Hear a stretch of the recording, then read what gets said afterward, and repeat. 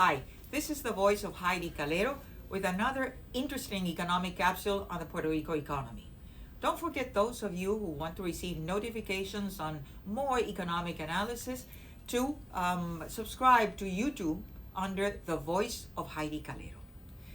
We know that one death, be it by COVID or be it by any other reason, is one death too many.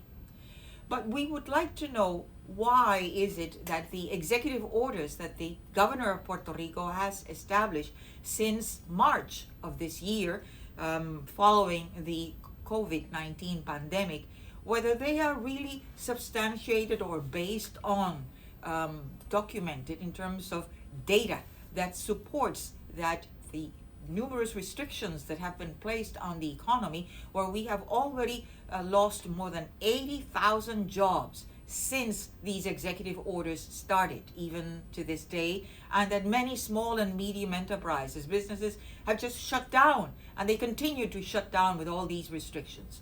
Are they really the focus of all this COVID contagions? Well, let's look at the data, because that's what we like to do in these capsules. Document our statements. Well, let's look at these. Look, the dash lines, vertical lines, will reflect important points in these executive orders. So initially, it was a shutdown. It was just a lockdown. Everything was closed. Government was closed. Only essential businesses or services were open, be it for health, be it for supermarkets, drugstores, even gas stations. However, the reasoning behind it was that during this period, the government of Puerto Rico, the same as the government in the United States and in other parts of the world, would really beef up the hospital system, the health system, that there would be the test, that there would be the ventilators, the ICU units, the number of hospital beds or additional capacity in case this pandemic really got out of hand. So we were given this period from March through the end of May, a lot of time to really be able to plan for this crisis that was coming. Well, notice what happened in more or less in June of or the end of May, when we see that the curfew that was established from 7 in the evening until 5 in the morning, now it was extended 2 hours, 9 in the evening through 5 in the morning. So look what happened to the hospitalizations. They didn't increase. So 2 more hours people were circulating. It didn't cause the hospitalizations to increase. June 8th, the shopping centers and everything was open. Government operations were returning to their jobs. Public employees were returning after a whole long vacation, which we as taxpayers paid. And notice what happens to the hospitalizations. They remain stable. When do they start increasing? Look, it was Monday to Sunday open. The curfew was now extended from 9 p.m. to 10 p.m. till 5 in the morning. When do we see this increase in hospitalizations? Well, since all these blue bars are the hospitalizations, daily hospitalizations in all our hospitals in Puerto Rico, it's from the 4th of July onwards. Look how they increased. And look what happened with the airport passengers. 163,000 new airport passengers compared to June of 2020. So, and these are not just tourists. These are lots of family who live in the States. The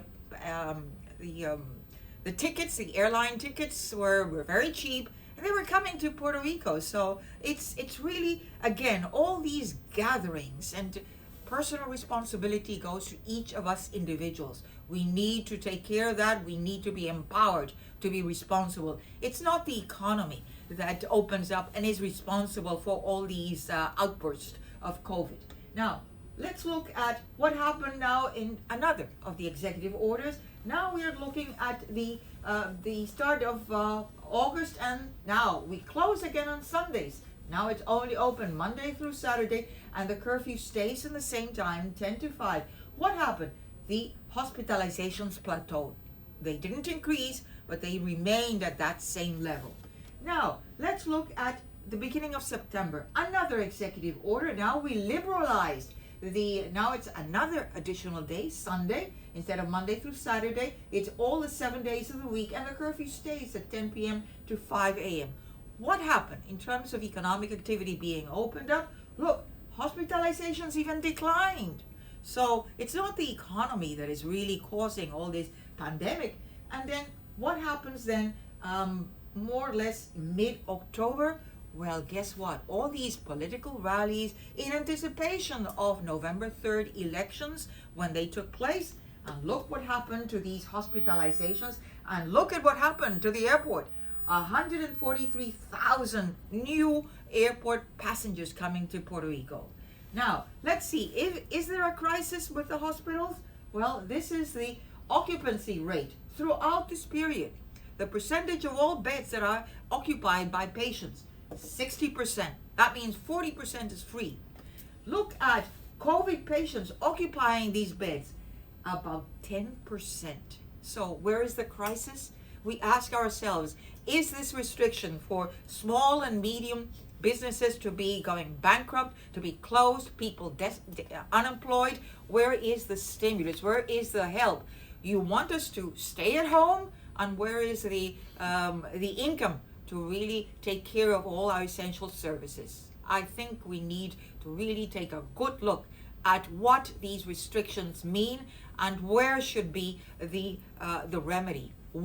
Each of us, has to have maybe these rapid tests at home, and the technology is there. Why can't Puerto Rico really buy these tests, give them free to all the homes, and you can test yourselves at least twice a week. If you are positive, you stay at home at least for 10 days.